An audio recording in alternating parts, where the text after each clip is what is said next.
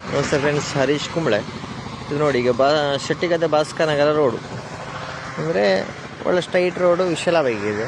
But ಇತ್ತೀಚಿನ ದಿನಗಳಲ್ಲಿ ವಿಪರೀತ ಆಕ್ಸಿಡೆಂಟ್ಗಳು ಇಲ್ಲಿ ನಡೀತಾ ಇದೆ.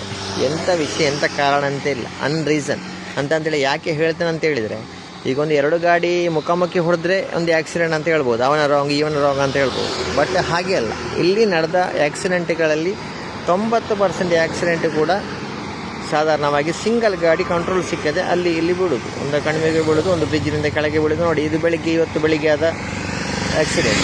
ಇಲ್ಲಿ ಕೆಳಗೆ ನೋಡಿ, ಇಲ್ಲಿ ಗ್ಯಾಪಿನಿಂದ, ಈ ಬ್ರಿಡ್ಜಿನ ಗ್ಯಾಪಿನಿಂದ ಕೆಳಗೆ ಈ ತೋಡಿಗೆ ಬಿದ್ದದ್ದು ಕೆಳಗೆ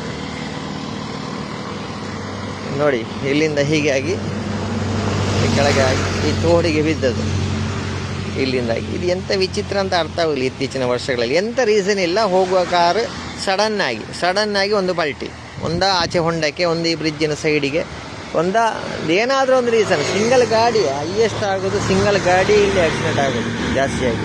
ಅಂದರೆ ಮುಖಾಮುಖಿ ಆದರೆ ಒಂದು ಹೇಳ್ಬೋದು ಅವನ ರಾಂಗ್ ಇವನ ರಾಂಗ್ ಅಂತ ಒಂದು ಸಂಗತಿ ಅಂತೇಳಿ ಕಾಣೋದಿಲ್ಲ. ಒಂದು ಗಾಡಿ ಹೋಗುವಾಗ ಸಡನ್ನಾಗಿ ಪಲ್ಟಿ ಆಗೋದು. ಇಲ್ಲಿ ನಡೆದ ಆಕ್ಸಿಡೆಂಟ್ಲೆ 90% ಎಂಥ ಕಾರಣ ಗೊತ್ತಿಲ್ಲ. ಏನಾದರೂ ಅದೃಷ್ಟ ಶಕ್ತಿಗಳು ಇಲ್ಲಿ ಇವೆ ಅಲ್ಲ, ಅದಕ್ಕೆ ಒಂದು ಪರಿಹಾರ ಬೇಕಾ ಎಂತ ಅಂತೇಳಿ ಯಾರಿಗೊಂದು ನಿಗೂಢತೆಯಾಗಿ ಉಳಿದಿದೆ ಇಲ್ಲಿ.